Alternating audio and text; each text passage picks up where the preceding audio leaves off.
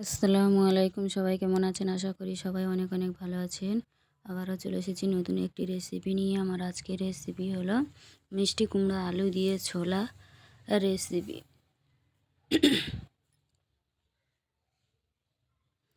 আমি মিষ্টি কুমড়া আলু কুটে ভালো করে ধুয়ে নিয়েছি। নিয়ে দিয়েছি অল্প করে একটু লবণ দিয়ে, অল্প 1 গ্লাস পানি দিয়ে এটাকে আমি সিদ্ধ করে নেব। আর দিয়ে দিচ্ছি ছোলাটা দিয়ে আমি সিদ্ধ করে নেব ভালো করে। আলু, ছোলা আর কুমড়ো আমার সিদ্ধ হয়ে গেছে। এটাকে আমি নামিয়ে পানিটা ঝরিয়ে নেব। আর এখানে একটা কড়া বসিয়ে দিয়েছি। কড়াতে দিয়ে দিচ্ছি পরিমাণ মতো তেল। আর দিয়ে দেবো পেঁয়াজ কুচি একটা, দিয়ে দেবো তেজপাতা, দারুচিনি, এলাইচি, লবঙ্গ দিয়ে এইভাবে ভালো করে ভেজে নেব। ভাজা ভাজা হয়ে গেলে দিয়ে দেবো আদা রসুন বাটা দিয়ে এইভাবে আবারও ভাজা করব।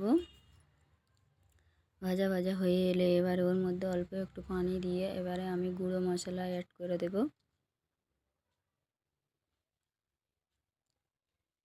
দিয়ে দিলাম স্বাদ মতো লবণ। দিয়ে দেবো জিরে, ধনিয়ার গুঁড়ো, হলুদ গুঁড়ো, ঝালের গুঁড়ো দিয়ে ভালো করে মশলাটা কষাবো। মশলাটা কষা হয়ে এলে এবারে অল্প একটু পানি দিয়ে দেবো। আবারও একটু কষাবো। দেখুন তেল ছেড়ে দিয়েছে, মশলাটা আমার কষা রেডি হয়ে গেছে। এবারে দিয়ে দেবো টমেটোর পেস্টটা দিয়ে আবারও মশলাটা একটু ভালো করে কষিয়ে নেব। কষানো হয়ে গেলে এবারে আমি দিয়ে দেবো সিদ্ধ করে রাখা ছোলা, আলু, কুমড়ো সবগুলো একসঙ্গে দিয়ে দেবো। দিয়ে একটু কষিয়ে নেব হালকাভাবে। দিয়ে অল্প করে পানি দিয়ে দেবো এবারে।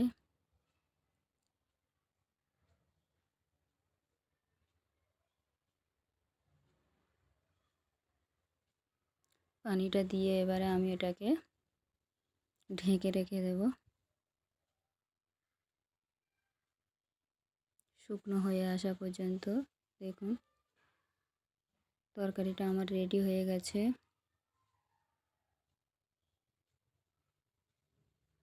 মিষ্টি কুমড়ো দিয়ে ছোলা আলুর ঘন্ট একদমই এইভাবে একবার হলেও বাড়িতে বানিয়ে দেখবেন। আর কেমন হয়েছে আমাকে কমেন্ট করে জানাবেন। ভালো লাগলে লাইক, শেয়ার, কমেন্ট করবেন। ফিরে আসবো নতুন একটি রেসিপি নিয়ে। আল্লাহ হাফেজ।